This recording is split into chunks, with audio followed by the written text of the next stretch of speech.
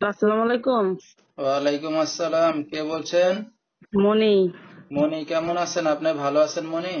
আলহামদুলিল্লাহ ভালো আছি। আপনি ভালো আছেন? মাশাআল্লাহ, অনেক ভালো আছি। মনি, কোথা থেকে বলতেছেন? আপনার দেশের বাড়ি কোথায় মনি? ঢাকা দেশের বাড়ি ফরিদপুর, থাকি ঢাকা। আচ্ছা, ঠিক আছে। তো কে কে আছে ফ্যামিলিতে আপনার? ফ্যামিলিতে বাবা মা কেউ নাই, থাকি ভাই ভাবির কাছে। একটা বাচ্চা আছে ভাই। আচ্ছা, তো বাচ্চা কার, আপনার না ভাই ভাবির? না, বাচ্চাটা আমারই। স্বামী ফেলেছে গেছে গা, স্বামী ডিভোর্স দিয়ে দিছে। এখন ভাই ভাবির কাছে থাকি। কতদিন একা আছেন আপনি? একা আছি তাও 3 মাস। বাচ্চার বয়স 3 মাস। আচ্ছা, তো স্বামী ছাড়া আছেন কতদিন ধরে? স্বামী ছাড়া আছি বেশি দিন হয় নাই। বাচ্চা হওয়ার পর আগে স্বামী ডিভোর্স দিয়ে দিছে, বাচ্চা যখন গর্ভে ছিল তখনকার। আচ্ছা আচ্ছা, তো এখন কি করেন আপনি? আমি ভাই বাচ্চা নিয়ে মানুষের বাসায়, বাসা বাড়িতে কাজ করি, ভাই ভাবির কাছে থাকি। বাচ্চা আচ্ছা, নিয়েই মানুষের বাড়িতে কাজ করি। ঠিক আছে। তো দর্শক, শুনতে থাকুন আজকে মনির জীবনের গল্পগুলা। যেহেতু বাবা মা নাই, থাকে ভাইয়ের কাছে। তো তার বিয়ে শাদী হয়েছিল, স্বামী নাই, তার জীবনের গল্পগুলো আপনাদের সামনে তুলে ধরছি। ধৈর্য সহকারে ফুল ভিডিওটি দেখলে মোবাইল নাম্বার পেয়ে যাবেন, সরাসরি যোগাযোগ করতে পারবেন মনির সাথে। তো মনি দেশের বাড়ি ছেড়ে ঢাকাতে আছেন। দেশের বাড়িতে জায়গা জমি সয় সম্পত্তি আছে কিছু, ঘর বাড়ি? না ভাই, জায়গা জমি কিছুই নাই, সব সম্পত্তি সব বাবা বিক্রি করে খাই ফেলেছে। তো মনি লেখাপড়া কতদূর করছেন? লেখাপড়া করছি 9 5 পর্যন্ত।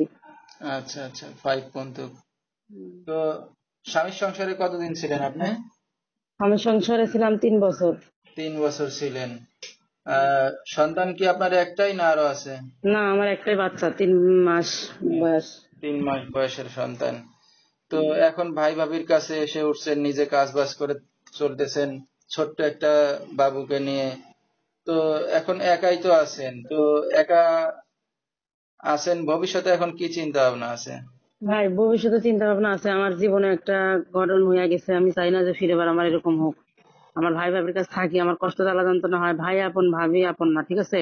হ্যাঁ। এই বাচ্চারা নিয়ে যে আমার দায়িত্ব নিতে পারবে, আমি সেরকম একটা মানুষের জন্য, এই জন্য আমার ভিডিওর কাছে আমার আশা, ঠিক আছে? সে বয়স্ক হোক, সে বিবাহিত হোক, সে চ্যাংরা হোক, আমার তাতে কোনো অসুবিধা নেই। আচ্ছা আচ্ছা, মানে বয়স যেমনই হোক, বিবাহিত হোক বা একটু বয়স বেশি হোক, তাও সমস্যা নাই। হ্যাঁ, যদি সন্তান সহ দায়িত্ব নেয়, এতে আপনি বিয়ে শাদী করতে হ্যাঁ, রাজি আছেন?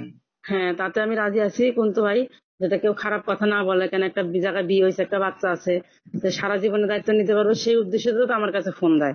ঠিক আছে। তো বর্তমানে আপনার এই ভিডিওটা অনলাইনে দর্শকদের মাঝে চলে যাবে, তো দর্শক ভাইরা কিভাবে যোগাযোগ করবে আপনার সাথে? আমার ফোনের মাধ্যমে যোগাযোগ করবে। আচ্ছা, তো নাম্বারটা আপনি বলতে পারবেন? না, নাম্বারটা আপনি বলে দেন। ঠিক আছে। তো এই নাম্বার কি সবসময় খোলা থাকবে আপনার?